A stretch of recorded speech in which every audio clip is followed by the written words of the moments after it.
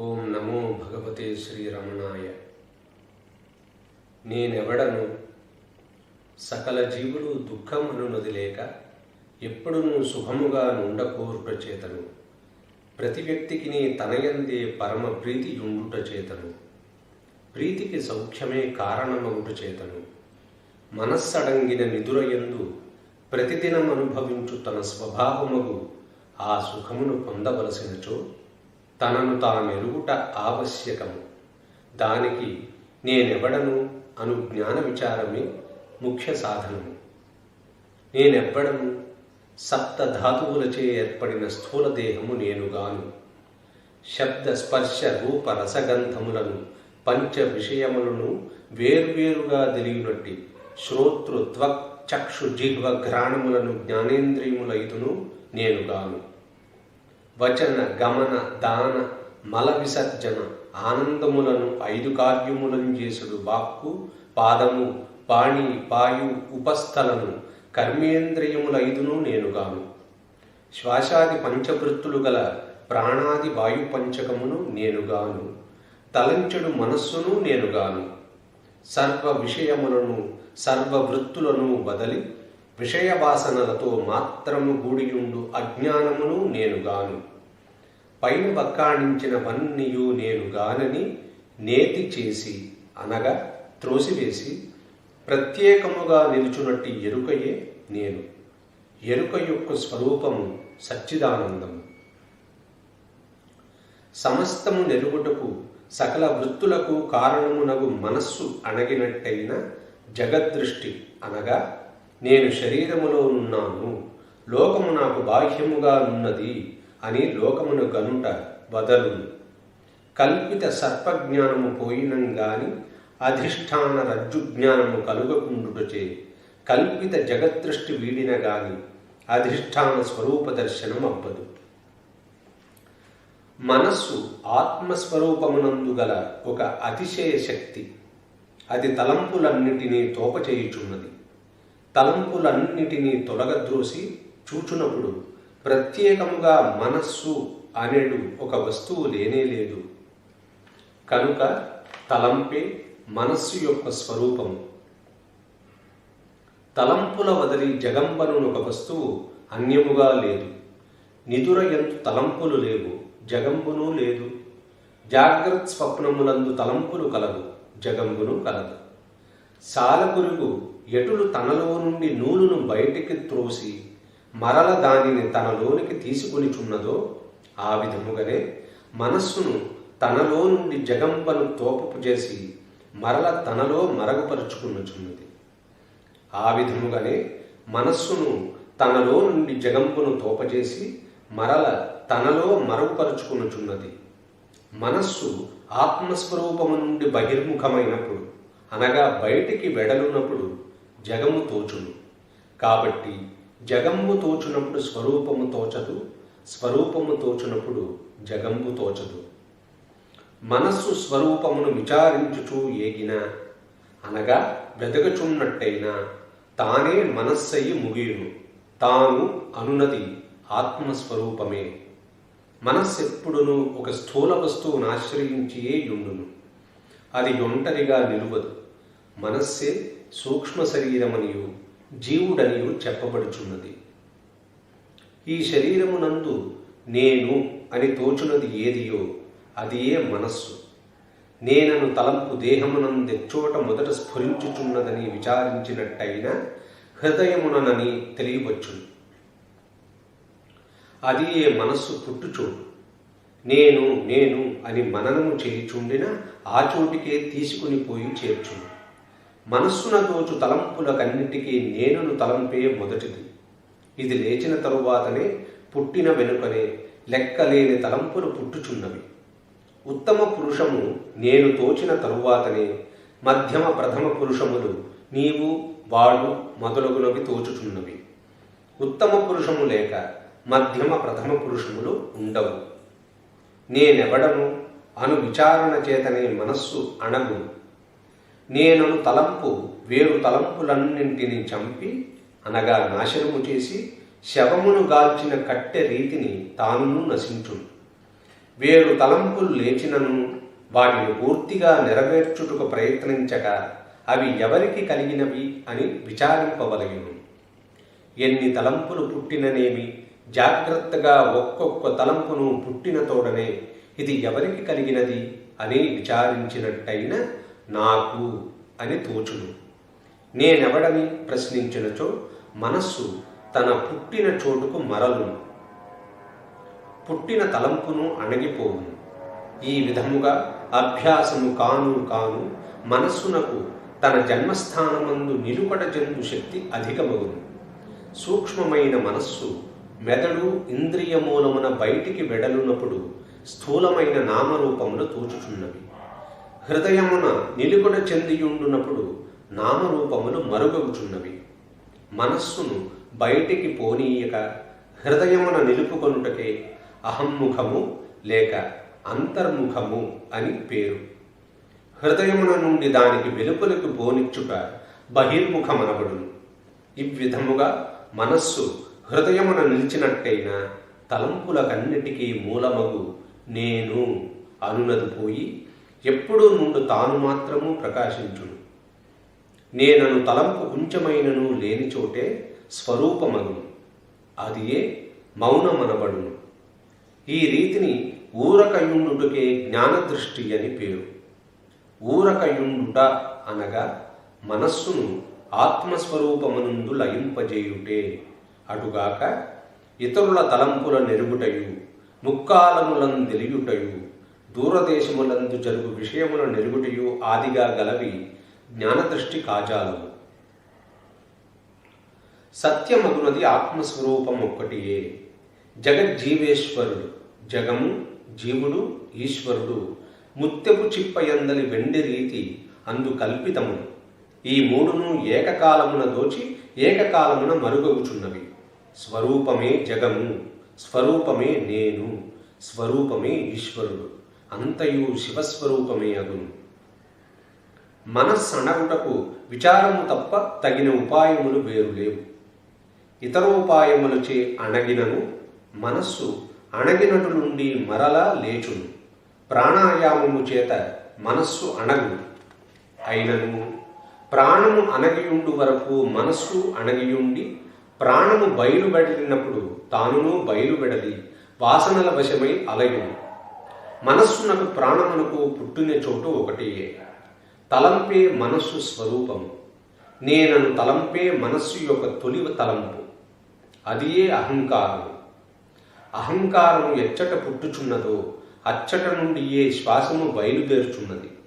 కనుక మనస్సు అణగునప్పుడు ప్రాణమును, ప్రాణము అణగునప్పుడు మనస్సును అణగును. కానీ సుషుప్తి యందు మనస్సడంగినను ప్రాణమడగుటలేదు. దేహమున రక్షణ నిమిత్తమై దేహమనునది మరణించినదో అను సందేహము కలుగకుండుటకై ఈ విధముగా ఈశ్వర నియతిచే ఏర్పడి ఉన్నది. జాగ్రత్తనందును సమాధియందును మనస్సు అణగునప్పుడు ప్రాణము అణగుచున్నది. ప్రాణము మనస్సు యొక్క స్థూల రూపమనబడును.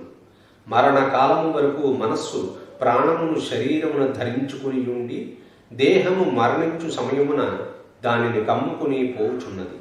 కాబట్టి ప్రాణాయామము మనస్సును లోపరుచుకున తోడ్పడునే గాని మనస్సును నశింపజేయదు. ప్రాణాయామము వలనే మూర్తి ధ్యానము, మంత్రజపము, ఆహార నియమము అనునవి మనస్సు లోపరచుకున్న సహకారులే. మూర్తి ధ్యానము చేతను మంత్రజపము చేతను మనస్సు ఏకాగ్రతను చెందుచున్నది. ఎల్లప్పుడూ చలించుచుండు ఏనుగు తొండమున ఒక గొలుసును ఉంచిన పక్షమున ఆ ఏనుగు వేరొక దానిని గొనక దానినే పట్టుకుని ఎటుల పోవుచున్నదో ఆ విధముననే సదా చలించుచుండు మనస్సును ఏదో ఒక నామమందో రూపమందో అలవాటు చేసిన దానినే గ్రహించి అనగా పట్టుకుని ఉండును. మనస్సు లెక్కలేనన్ని తలంపులుగా పగులుట చేత ఒక్కొక్క తలంపును అతి బలహీనమగుచున్నది. తలంపులు నశింప ఏకాగ్ర స్థితిని పొంది దానిచే శక్తియుక్తమైన మనస్సునకు ఆత్మ విచారము సులభముగా సిద్ధించును. నియమములన్నిటిలో గొప్పదగు మిత సాత్వికాహార నియమముచే మనస్సు యొక్క సత్వగుణము పెంపొంది ఆత్మ విచారములకు సాయపడును. తోడ్తోడవచ్చునట్టి విషయ వాసనలు లెక్కకు మీరి సముద్రపు టలల వలె గలుగులవి అయినను స్వరూప ధ్యానము పెరుగ అవి అన్నీయూ నశించును. వాసనలన్నీయూ అణగి స్వరూపమాత్రముగా నుండుటకు సాధ్యముగునా అను సంశయరూప భావమునకైన చోటీయక స్వరూప ధ్యానముని ఎడతెగక కలిగి ఉండవలయును. ఒకడెంత పాపి అయ్యును నేను పాపినే ఎట్లు కడతేరగలను అని వెక్కి ఏడ్చుచూ నుండక నేను పాపిని అను తలంపును పారద్రోలి స్వరూప ధ్యానమందు దృఢముగా పట్టుదల గలవాడై ఉన్నట్టయిన వాడు నిశ్చయముగా బాగుపడును. మనస్సున ఎంతదనుక విషయవాసనలు వాసముగొని ఉండునో అంతదనుక నేనవడను విచారణము అవసరము. తలంపులు తోచ వాటినన్నింటినీ అప్పుడప్పుడే అవి పుట్టిన చోటనే విచారణచే నశింపచేయవలయును. అన్యము నాశింపకుండుట వైరాగ్యము లేక నిరాశ అనబడును. తనను వదలకుండుట అనగా తనను గూర్చిన ఎరుకను ఎల్లప్పుడూ కలిగియుండుట జ్ఞానమగును. యథార్థముగా వైరాగ్యము జ్ఞానము రెండును ఒక్కటియే. ముత్యములనెత్తువారు తమ యొడియందు రాలను గట్టుకుని మునికి సముద్రపుటడుగున నుండి ముత్యములను ఎటుల ఎత్తుదురో అట్లు ఒక్కొక్కడును వైరాగ్యమును పూని తనలో లోతుగా మునిగి ఆత్మముత్యములు పొందగలడు. తన స్వరూపము పొందు వరకు తాను నిరంతరము స్వరూప స్మరణ గలవాడయ్యనేని అనగా ఎల్లప్పుడూ ఆత్మను గూర్చిన ఎరుక కలిగియుండినేని అది ఒకటియే చాలును. కోటయందు విరోధులుండు వరకు అందుండి వెలుపలికి వచ్చుచునే యుందురు. వారు తలజూప చంపుచునేయున్నట్టయిన కోట వశమగును. దైవమును గురుడును యథార్థమున వేరు కారు. దైవమును గురుడును యథార్థమున వేరు కారు. పులి నోట పడినది ఎట్లు తిరిగి రాదు అటులే శ్రీ గురుని కటాక్ష వీక్షణమున పడినవారు అతనిచే రక్షింపబడుదురే గాని ఎప్పటికీ అతనిచే విడువబడరు. అయినను గురుడు చూపిన దారిని అనుసరించి ఏగవలయును. ఆత్మచింతనము తప్ప ఇతర చింతలు పుట్టుటకు కొంచెమైనను చోటీయక ఆత్మనిష్టాపరుడై నుండుటయే తనను ఈశ్వరునికి అర్పించుకుంట. ఈశ్వరునిపై ఎంత భారము మోపినను దానినంతయు అతడు వహించుచునే ఉన్నాడు. సమస్త కార్యములను ఒక పరమేశ్వర శక్తి నడుపుచుండుటచే మనము దానికి లోబడి ఉంట మాని ఇటు చేయవలను అటు చేయవలను అని సదా చింతించుటేలా. పొగబండి భారములన్నిటినీ మోసుకొని పోవుట తెలిసియుండియు దాని ఎందెక్కిపోయేడు మనము మన చిన్న మూటను అందు పడవైచి సుఖముగా నుండక దానిని మన శిరముపై నుంచుకొని ఎలా కష్టపడవలెను? సుఖమనున్నది ఆత్మస్వరూపమే. సుఖమును ఆత్మస్వరూపమును వేరుగావు. ఆత్మసుఖమొక్కటియే సత్యము. ప్రపంచ వస్తువుల యందు ఒకదాని యందైనను సుఖమనున్నది లేదు. వాని నుండి సుఖము కలుగుచున్నదని మనము మన అవివేకము వలననే తలంచుచున్నాము. మనస్సు బయటికేగునప్పుడు దుఃఖం అనుభవించుచున్నది. యథార్థమున మన కోరికలు కొనసాగినప్పుడెల్లా అది యథాస్థానమునకు మరలినదై ఆత్మసుఖమునే అనుభవించుచున్నది. అటులే నిద్ర, సమాధి, మూర్ఛ కాలములందును కోరిన వస్తువు లభించినప్పుడును సహ్యము కాని వారికి చెడు సంభవించినప్పుడును మనస్సు అంతర్ముఖమై అనగా లోనికి తిరిగినదై ఆత్మసుఖమునే అనుభవించుచున్నది. ఈ విధముగా మనస్సు ఆత్మను వదలి బయటికి పోవుటయు లోపలికి మరలుటయు ఎడతెగక అలయుచున్నది. మ్రాని క్రింద నీడ సుఖముగానున్నది. బయట సూర్యుని వేడిమి క్రూరముగానున్నది. బయట ఎండ వేడిమిచే గొట్టుపడినవాడు నీడకు పోయి చల్లదనము అనుభవించుచున్నాడు. కొంతసేపట నుండి తరువాత వెలుపలికి వచ్చి ఉష్ణము యొక్క క్రౌర్యమును సహింపజాలక మరల మ్రాని క్రిందకు వచ్చుచున్నాడు. ఈ విధముగా నీడలో నుండి ఎండలోనికి పోవుటయును ఎండలో నుండి నీడలోనికి వచ్చుటయునుగా గమనాగమనమును సల్పుచున్నాడు. ఇటు చేయువాడు అవివేకి, వివేకియో నీడను విడిచిపోవడు. అట్లే జ్ఞాని మనస్సు బ్రహ్మమును బదిలి ఉండదు. కానీ అజ్ఞాని మనస్సు ప్రపంచమునందు ప్రవేశించి దుఃఖపడుటయు, కొంచెము సేపు బ్రహ్మము వైపు తిరిగి సుఖం అనుభవించుటయో నున్నది. జగము మరుగగునప్పుడు అనగా తలంపులు లేనప్పుడు మనస్సు ఆనందం అనుభవించుచున్నది. జగము తోచునప్పుడు అనగా తలంపు కలిగినప్పుడు అది దుఃఖం అనుభవించుచున్నది. ఇచ్ఛా సంకల్పయత్నము వలనగాక ఆదిత్యుని సన్నిధి మాత్రముచే సూర్యకాంతపురాయి అగ్నింగ్రక్కుటయు, కమలములు వికసించుటయు, నీళ్ళింకుటయు, లోకములోని జనులు తమ తమ పనుల ప్రవేశించి వాని చేసి అణగుటయు, కాంతము నెదుట సూది కదలుటయు వలె సంకల్పరహితుడగు ఈశుని సన్నిధాన విశేష మాత్రమునంజేసి నడచునట్టి మువృత్తులకు లేక పంచకృత్యములకు లోబడిన జీవులు తమ తమ కర్మానుసారము చేష్టలు కలిగి అనగా కార్యములను చేసి నిశ్చేష్టితులగుచున్నారు. కానీ అతడు అనగా స్వరూప సహితుడు సంకల్ప సహితుడు కాడు. ఏ కర్మము అతని అంటదు. అయ్యది లోకకర్మలు సూర్యుని దాగకుండుటకును, చతుర్భూతముల గుణాగుణములు అంతటను వ్యాపించియుండు నాకసము అంటకుండుటను పోలి ఉన్నది.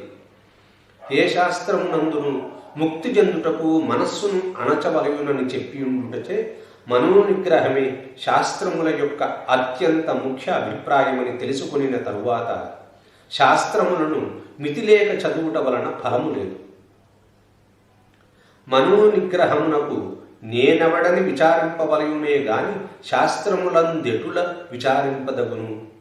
తనను తాను పడయుటకు జ్ఞాననేత్రము చేతనే కదా తెలియవలయును. రాముడు తనను రాముడు అని ఎరుగుటకు అర్థము కావలయునా? తాను పంచకోశములకు లోన నుండునది, శాస్త్రములో పంచకోశములకు వెలుపుల నుండునవి. కనుక పంచకోశముల నావల ద్రోసి విచారించి తెలియవలసిన తనను శాస్త్రములందు వెదకుట వ్యర్థమే. బంధమున నుండు తాను ఎవడని విచారించి తన యథార్థ స్వరూపమును తెలుసుకునుటయే ముక్తి. నిరంతరము మనస్సును ఆత్మయందుంచుకుని ఉండుటకే ఆత్మ విచారమని పేరు. ధ్యానము తనను సచ్చిదానంద బ్రహ్మమని భావించుట. నేర్చిన వానినన్నిటినీ ఒకప్పుడు మరువవలసి వచ్చును. ఊడ్చి పారవేయవలసిన చెత్తను పరీక్షించుట వలన ఎటుల ప్రయోజనము లేదో అట్లే తనను ఎరుగవలసిన వాడు తనను గప్పియుండు తత్వములన్నిటినీ గుంపుగా చేర్చి త్రోసివేయక అవి ఇన్ని అని లెక్కించుట చేతను వాని గుణంబలను పరీక్షించుట చేతను లాభము లేదు. దానిచే అతనికి కలుగు ఫలమేమీయునూ లేదు. ప్రపంచమును ఒక స్వప్నము వలె తలంచుకొనవలెను. జాగ్రత్త దీర్ఘము, స్వప్నము క్షణికము అగుట తప్ప వేరు భేదము లేదు. జాగ్రత్తనందు జరుగు వ్యవహారములన్నీయు ఎంత నిజమైనవిగా తోచుచున్నవో అంత నిజమైనవిగానే స్వప్నమునందు జరుగు వ్యవహారములను తత్సమయమున తోచుచున్నవి. స్వప్నమునందు మనస్సు వేరొక శరీరమును ధరించుచున్నది. జాగ్రత్త స్వప్నములు రెంటి యందును తలంపులను నామరూపములను ఏకకాలమున కలుగుచున్నవి. మంచి మనస్సనియు చెడ్డ మనస్సనియు రెండు మనస్సులు లేవు. మనస్సు ఒకటియే. వాసనలే శుభమనియు అశుభమనియు రెండు విధములు. మనస్సు శుభవాసనలతో కూడియుండునప్పుడు మంచి మనస్సనియు, అశుభవాసనలతో కూడియుండునప్పుడు చెడ్డ మనస్సనియు చెప్పబడును. అన్యులెంత చెడువారను దోచినను వారిని ద్వేషింపరాదు. రాగద్వేషములు రెండును త్యజింపదగినవి. ప్రపంచ విషయములందు మనస్సును ఎక్కువగా ఉంచదగదు. సాధ్యమైనంత వరకు అన్యుల కార్యములందు ప్రవేశింపకూడదు. ఒకడు ఇతరులకిచ్చువానినన్నిటినీ తనకే ఇచ్చుకునుచున్నాడు. ఈ సత్యము నెరిగినట్టయినా ఇతరులకియ్యుకుండు వాడెవడు? తాను లేచిన అన్నీయూ లేచును, తాను అణగిన అన్నీయూ అణగును. ఎంతెంత మనము అడకువ కలిగి ప్రవర్తింతుమో అంతకంతకు మేలగును. మనస్సును లోబరుచుకుని ఉన్నట్లయినా ఎక్కడ నుండినను ఉండవచ్చు. దేహం మృణ్మయవజ్జడాత్మకమహం బుద్ధిర్నతస్యాస్తతో నాహం తత్తదపేత సుప్తి సమయే సిద్ధాత్మ సద్భావత కోహం భావయుత కుతో వరధియా దృష్ట్వాత్మ నిష్ఠాత్మనాం సోహం సస్ఫూర్తి తయారుణాచల శివ పూర్ణో విభాతి స్వయం. దేహము ఘటము వలె జడము, దీనికి నేనను తలంపు లేనందునను. దేహము లేని అనగా దేహమును గూర్చిన ఎరుక లేని నిద్రయందు కూడా దినము మన ముందుట చేతను దేహము నేనుగాదు, నేను ఎవ్వడను, ఎక్కడ నున్నవాడను అని సూక్ష్మ బుద్ధి చేత వెదకి చూచి తన యందు నిలుపుడ చెందిన వారుల హృదయాంతరంగమందు పరిపూర్ణుడైన అరుణాచల శివుడు అహం స్ఫురణ రూపుడై స్వయముగా ప్రకాశించుచున్నాడు. ఓం శ్రీ రమణార్పణమస్తు.